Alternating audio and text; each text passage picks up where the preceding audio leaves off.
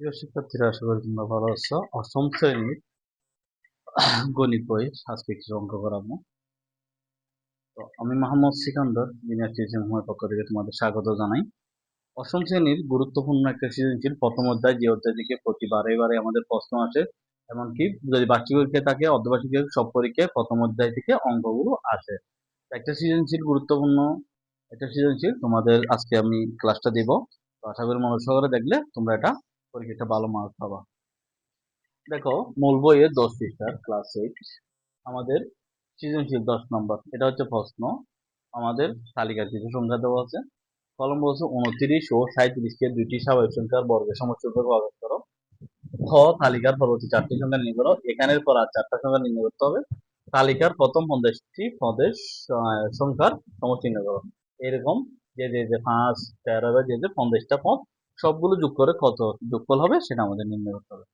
চলো তাহলে আমরা সমাধানটা করি। সমাধান খ, 29 29 ও 37 কে দুইটি স্বাভাবিক সংখ্যার বর্গের সমষ্টি। 29 কে লিখছি 4 যোগ 25, 4 কে লিখতে পারি 2 গুণ 4, তারপর 5 এর উপর স্কোয়ার, 5 এর উপর স্কোয়ার, 5 আছে 25। আবার 37 1 যোগ 36, 1 এর উপর স্কোয়ার, 36 এর উপর হচ্ছে 36 হচ্ছে 636। তাহলে দেখো 1 আর 36 গুলো 37 হয়, এটাকে বর্গ করলে বর্গ কি আমরা এটা বর্গমূল হচ্ছে 2, 2 এর উপর স্কোয়ার, এই 2 এর উপর স্কোয়ার দিয়ে যে মানটা হবে সেটা হচ্ছে বর্গ সংখ্যা। তাহলে দুটি বর্গের সমষ্টি মানে যোগফল। এটাও বর্গ এটাও বর্গ, এই দুটো যোগ করলে কত হবে? এটা হবে, এটা বর্গ এটা হবে 37।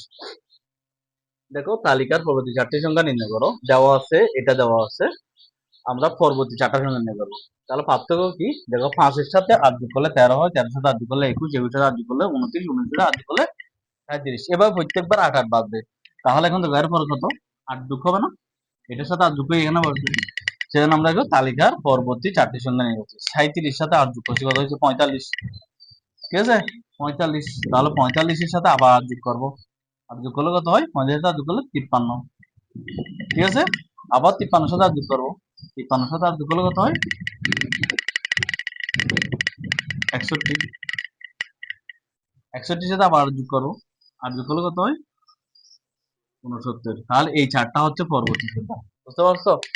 এবং আমরা বের করছি পরবর্তী 4টি সংখ্যা যথাক্রমে 45, 53, 61, 69।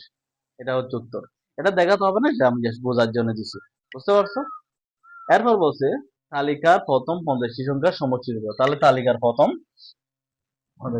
সংখ্যা হচ্ছে 5, দ্বিতীয় সংখ্যা হচ্ছে 13, তৃতীয় সংখ্যা হচ্ছে 21। আমরা তিনটা সংখ্যাকে একটু ভেঙে বীজগণিতীয় রাশিয়ে নিয়ে যাবো। কারণ আমি যদি এখানে 50টা সংখ্যা লিখতে যাই অনেক সময় লাগবে বের করতে, আবার যোগ করতে আরো অনেক সময় লাগবে। সেজন্য আমরা একটা টেকনিকে বের করবো সূত্রের মাধ্যমে। তাহলে প্রথম সংখ্যা 5। আচ্ছা, এখানে আমার পার্থক্য কত ছিল? 8। পার্থক্য কত ছিল? 8 8। তাহলে এখন আমরা 8 লিখবো। 8 এর সাথে কত যোগ করলে 5 হবে বা বিয়োগ করলে 5 হবে? তাহলে 8 এর সাথে যোগ করলে বড় হয়ে যাবে, কিন্তু 3 বিয়োগ করছে, 8 থেকে 3 গেলে তো 5। তাহলে এখন 8 হচ্ছে প্রথম সংখ্যা, সেজন্য 8 এর সাথে 1 গুণ করবো। 8 থেকে 8, 8 থেকে 3 গেলে আবার 5। 13 লিখছি, এখন প্রথমবার 3 বিয়োগ করছি না, পরের বার 13 থেকে আমরা এখানে 3 বিয়োগ করবো, 16টা লিখবো না। 3 বিয়োগ করছি তো, দেখো 3টা লিখছি, একটু জায়গা রেখে মাইনাস দিয়ে 3 দিবা। আচ্ছা, এখন 13 আর 3 কত হয়? 16। তাহলে এখানে প্রথম সংখ্যা 8 গুণ 1। তাহলে এখন দ্বিতীয় সংখ্যা, তাহলে এটাকে 2 ভাগ করতে হবে। 2 দিয়ে ভাগ করলে কত হয়? 8 8 দুগুণে কত? 16। মানে এখানে 8 আর যখন আছে, এখানে 8 অবশ্যই আসবে। 8 এর সাথে 1 গুণ হয়েছে প্রথম সংখ্যা 8, এখানে 8 দিয়ে গুণ 2 দিলেও তোমার এটা হয়ে যাবে। 8 দুগুণে 16, 3। তৃতীয় সংখ্যা 21, আমরা বিয়োগ 24টা লিখবো না, বিয়োগ দিয়ে 3টা লিখবো। প্রথমবার 3 বিয়োগ করছি, এখন 3 বিয়োগ, তাহলে 3। এখন এখানে পার্থক্য কত? 8, এই 8টা লিখবো। সরি, এটা যোগ করলে কত হয়? 24। ঠিক আছে, এখন পার্থক্য কত? 8 না? এখানে 8 আছে না? তাহলে 8টা লিখবো গুণ তৃতীয় সংখ্যা, সেজন্য 3 দিয়ে লিখবো। 3 8 24, 3 8 কত হয়? 24, 24 থেকে 3 গেলে কত? আবার 21। বুঝতে পারছি? তাহলে এই প্রথম সংখ্যা দ্বিতীয় সংখ্যার তৃতীয় সংখ্যার মধ্যে কি 8 1 8 2 8 3 দিলাম। তাহলে বীজগণিত রাশি হবে 8 ক বিয়োগ 3।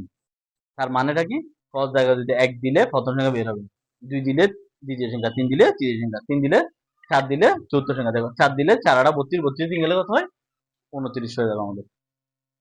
এখন বলছে 50তম সংখ্যা। তাহলে 50তম সংখ্যা মানে cos জায়গায় কি হবে? 50।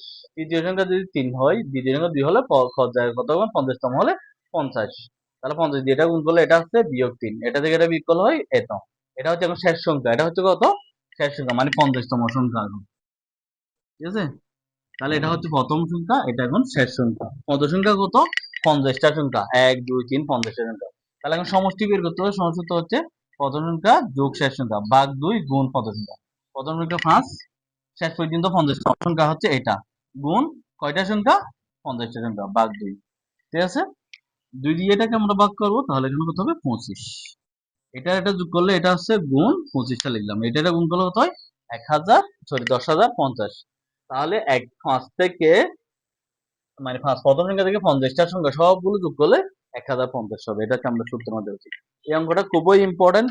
এর এরকম 10টা অঙ্ক তোমাদের মেন বই এবং গাইড থেকে যদি তোমরা সৃজনশীল প্র্যাকটিস করো, এটা 90 জন্য হবা ক নম্বর, আবার সঙ্গীত প্রশ্ন পেতে পারো। আর এই অঙ্ক গত অঙ্কটা খুব বেশি দেয়, এটা হচ্ছে আমাদের জন্য 99% কমন।